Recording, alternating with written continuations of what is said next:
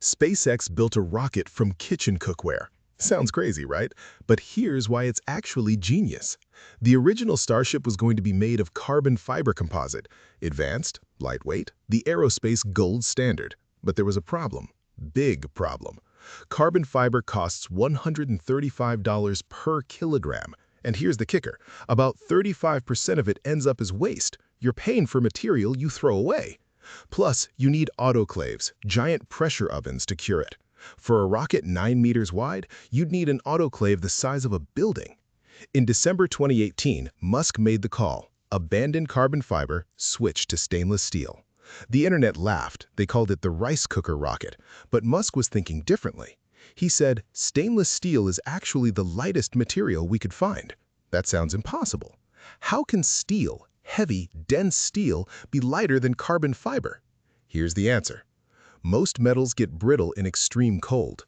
At 150 degrees Celsius, aluminum and carbon fiber become fragile, but not stainless steel, and definitely not 304L. Watch this. Starship's propellant is liquid methane and liquid oxygen, both stored at cryogenic temperatures. As the temperature drops, 304L stainless steel doesn't weaken, its strength increases by nearly 50%. This means you can build the hull thinner, less material, less weight. So while steel is heavier per volume, you need so much less of it that the final tank is actually lighter than carbon fiber. And it won't leak. The fuel stays sealed, no microcracks, no delamination. Coming back from space is brutal. Reentry temperatures reach over 1,000 degrees Celsius. Carbon fiber composites start degrading at around 200 degrees Celsius. Aluminum melts at 660 degrees Celsius. Stainless steel? Melting point is between 1,200 and 1,500 degrees Celsius. It can handle 800 degrees easily without losing strength. Here's the engineering trick. Because steel can take so much heat, you need less heat shielding. On the backside of Starship, the leeward side, you don't need any thermal protection at all. Zero. That saves massive weight. For reference, the Dragon capsule's heat shield thickness was determined by how much heat bled through to the aluminum structure. With steel, the interface temperature can be 5 times higher, meaning thinner, lighter shielding. Here's where 304L really shines. It's easy to weld, really easy. SpaceX is basically building starships like water towers, stacking stainless steel rings and welding them together. Carbon fiber required 60 to 120 layers of woven material, precisely laid and cured. One mistake? Start over. 304L steel? Just weld it. It's repairable. If there's a flaw, grind it out and re-weld. This is why SpaceX can build a new Starship prototype in weeks, not years. The speed of iteration is insane. They test, they fail, they learn, they build the next one. That's impossible with carbon fiber. Let's talk money.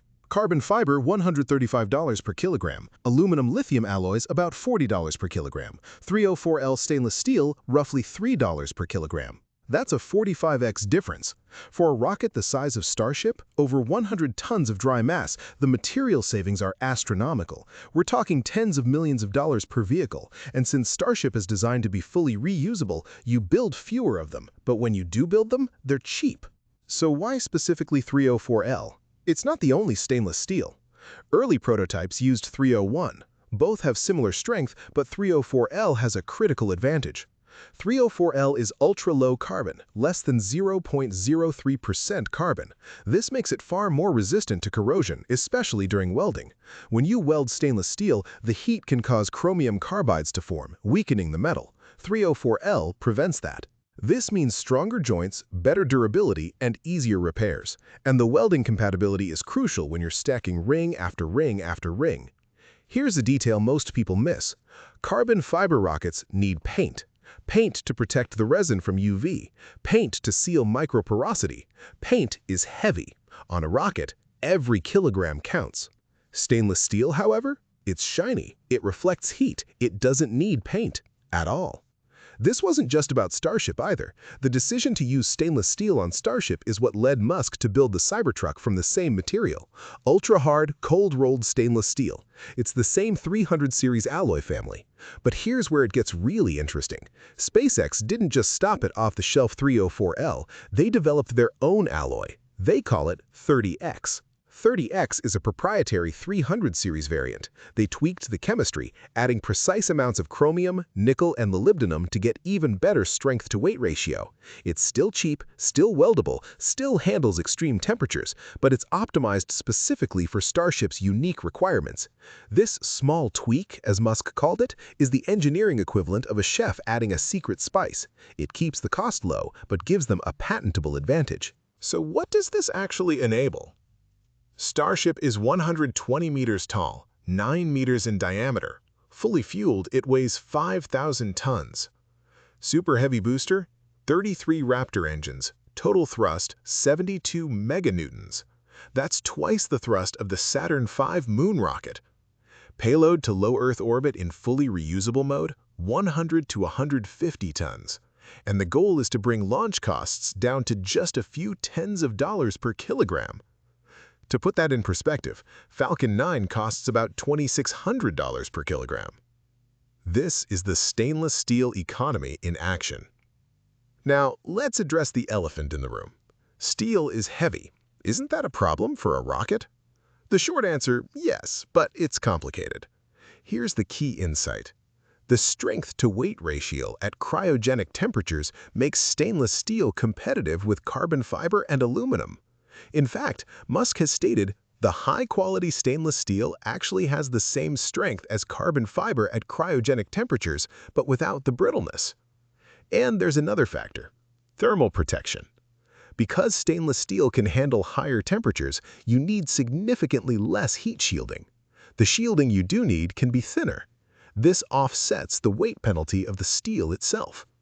One of the most fascinating innovations is transpiration cooling. This is where the stainless steel hull does double duty. The hull is actually a double-walled structure, essentially a stainless steel sandwich. The inner and outer walls have tiny pores.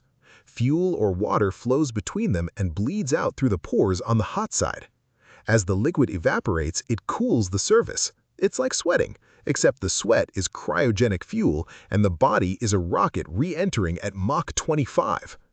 This is only possible because of how easy stainless steel is to fabricate and weld. So, did the gamble pay off? Absolutely.